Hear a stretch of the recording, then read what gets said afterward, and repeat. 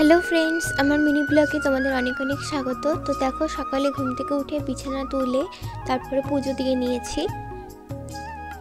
তারপর এখানে দেখো, মা আজকে বাজার থেকে এনেছে পুঁটি মাছ। তো এগুলো ধুয়ে নিয়েছি ভালো করে। তারপর এখানে দেখো, পুঁটি মাছ আমি ভাজা নুন হলুদ দিয়ে মেখে ভাজা করতে বসিয়ে দিয়েছি। তো আজকে রান্না হবে পুঁটি মাছের ঝাল আর এঁচোড় চিংড়ি।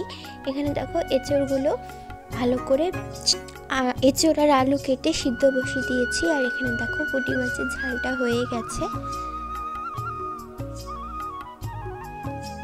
এই রেসিপিগুলো তোমরা আমার লং ভিডিওতে দেখতে পাবে। তারপর দেখো, এখানে এঁচোড় চিংড়ি রান্না হয়ে গেছে।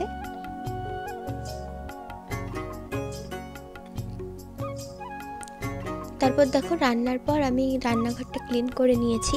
তো আজকের মিনি ব্লগটা এইটুকুই। কেমন লাগছে জানিও।